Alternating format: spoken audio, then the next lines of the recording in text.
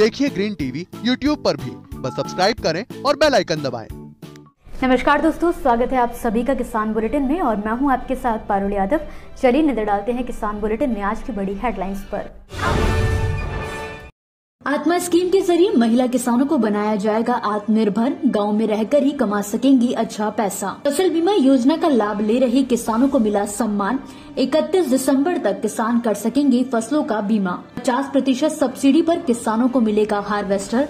सरकार ने on demand की सूची से किया अलग। बिना कृषि यंत्र और नई तकनीकों के आज के समय में किसानों के लिए खेती से लाभ कमाना काफी मुश्किल है।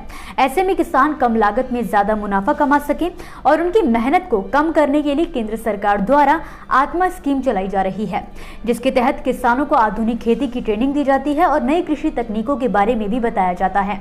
इन दिनों आत्मा स्कीम से ग्रामीण महिलाओं को भी जोड़ा जा रहा है, जिससे गाँव में लैंगिक पक्षपात खत्म करके महिलाओं को भी खेती किसानी के क्षेत्र में आत्मनिर्भर बनाया जा सके। दरअसल आधुनिक खेती और तकनीकी और मशीनों से पुरुष किसान तो आसानी से जुड़ जाते हैं, लेकिन कई गांवों में रूढ़िवादी सोच के चलते महिलाएं पारंपरिक तरीकों से ही खेती करती हैं, जिसमें मेहनत भी पूरी लगती है और समय भी काफी ज्यादा लगता है। यही वजह है कि आत्मा योजना के तहत अब महिलाओं को भी नए जमाने की खेती सिखाई जा रही है। आपको बता दें कि आत्मा योजना के तहत भारतीय कृषि अनुसंधान परिषद अपने कृषि विज्ञान केंद्रों की मदद से तकनीकों की मूल्यांकन, प्रदर्शन और किसानों की क्षमता के विकास का काम करता है। इस काम में कृषि वैज्ञानिक और एक्सपर्ट्स खुद किसानों की मदद करते हैं। गौरतलब है कि इस स्कीम का लाभ लेकर किसान आधुनिक खेती और नई कृषि तकनीकों के गुण सीखने के लिए अपने नजदीकी कृषि विज्ञान केंद्रों या फिर कृषि विभाग के नजदीकी कार्यालय में भी संपर्क कर सकते हैं।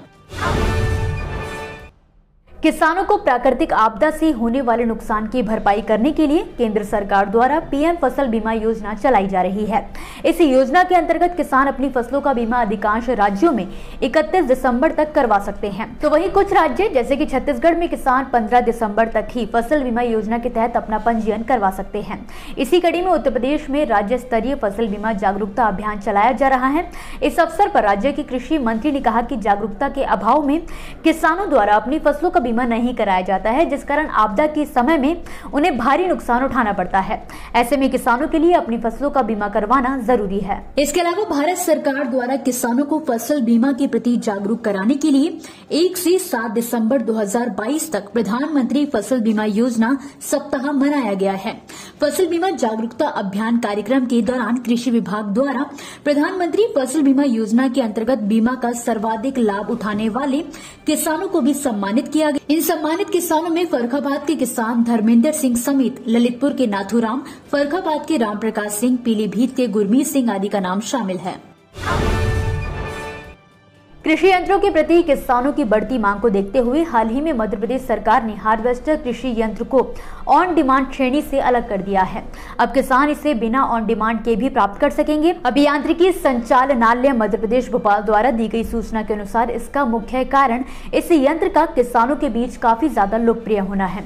दरअसल इससे पहले कृषि अभियांत्रिकी संचालनालय द्वारा ऑन डिमांड श्रेणी के तहत किसानों से अनुदान पर ट्रैक टाइप पैडी हार्वेस्टर प्राप्त करने के आवेदन मांगे गए थे और किसानों से 210 ट्रैक टाइप पैडी हार्वेस्टर के आवेदन भी प्राप्त हुए हैं, जबकि 50 से ज्यादा किसानों द्वारा दूरभाष पर आवेदन की इच्छा जाहिर की गई है, जिसे देखते हुए इस यंत्र को ऑन डिमांड श्रेणी से अलग कर दिया गया है।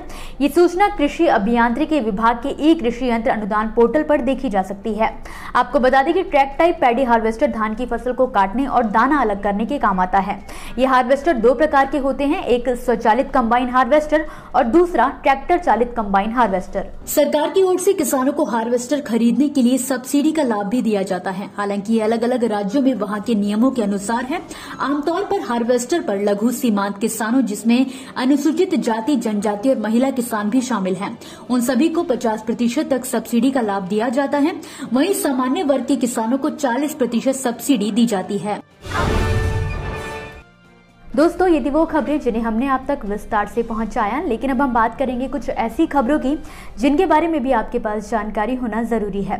तो चलिए फटाफट से एक नजर डालते हैं खेती किसानी और कृषि क्षेत्र से जुड़ी आज की छोटी बड़ी अपडेट्स पर।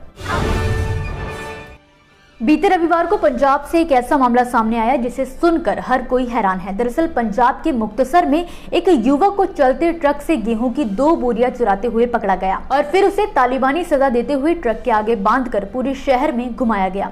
जब इस घटना का वीडियो वायरल हुआ तो पुलिस हरकत में आ गई। वायरल वीडियो में देखा जा सकता है कि कैसे एक व्यक्ति को ट्रक के बोनट पर बांधा गया है और एक शख्स उसे पकड़ कर बैठा है। वीडियो में उसे कहते भी सुना जा सकता है कि युवक ने गेहूं की 2 बोरियां चुराई हैं, इसे पकड़कर थाने ले जाया जा रहा है। इस वर्ष 2 दिवसीय दक्षिण एशियाई कृषि शिखर सम्मेलन काठमांडू में पहली बार 19 जनवरी से आयोजित होने जा रहा है। शिखर सम्मेलन में इंदौर समेत देश भर के व्यापार जगत से जुड़ी जाने मानी हस्तियां शामिल होंगी। बीएसएफ फाउंडेशन के मानद अध्यक्ष सुधाकर तोमर ने सोमवार को बताया कि 19 और 20 जनवरी को आयोजित होने वाले इस दक्षिण एशियाई कृषि शिखर सम्मेलन का उद्देश्य दक्षिण एशियाई कृषि व्यवसाय के लिए नए विकास प्रतिमान बनाना है। कृषि के क्षेत्र में लड़कियों की रुचि बढ़ाने के लिए सरकार ने अनोखी प्रोत्साहन राशि योजना शुरू की है। योजना से पिछले करीब 15 से 20 सालों की तुलना में फिलहाल इस क्षेत्र में छात्राओं की संख्या बढ़ने लगी है। इस बार अभी तक भरतपुर जिले में प्रोत्साहन राशि के लिए 390 आवेदन आ चुके हैं। योजना के तहत सीनियर सेकेंडरी कृषि की छात्रा को 5,000, स्नातक स्नाकोत्तर कृषि की छात्रा को 12,000 और पीएचडी कृषि की छात्रा को 15,000 रुपए प्रतिवर्ष मिलते हैं। किसान मजदूर संघर्ष समिति से जुड़े किसानों ने सोमवार को कैबिनेट मंत्री ब्रह्माशंकर जिम्पा के आवास के पास कर्ज माफी और फसलों के लिए न्यूनतम समर्थन मूल्य की कानूनी गारंटी की मांग को लेकर धरना दिया। इससे पहले प्रदर्शनकारियों ने जिला प्रशासनिक परिसर से जिम्पा के आवास तक मार्च निकाला। इस दौरान किसान सड़क पर बैठकर पंजाब सरकार के खिलाफ नारेबाजी भी की। देश भर में बीते कई दिनों से किसान न्यूनतम समर्थन मूल्य कानूनी गारंटी की मांग कर रहे हैं। इसी कड़ी में छत्तीसगढ़ के किसान संगठन रायपुर में 14 दिसंबर को किसान संगोष्ठी का आयोजन किया जा रहा है, जहां वो अपनी मांगों को लेकर आंदोलन की रणनीति तैयार करेंगे। इसमें राष्ट्रीय किसान नेता सरदार वीएम सिंह, राजू शेट्टी और छत्तीसगढ़ के किसान संगठन शामिल होंगे। इसी के साथ आज के किसान बुलेटिन की बड़ी खबरों में फिलहाल के लिए बस इतना ही। आप मुझे दीजिए इजाजत और देखते रहिए ग्रीन टीवी। नमस्कार। देखिए ग्रीन टीवी YouTube पर भी, बस सब्सक्राइब करें और बेल आइकन दबाएं।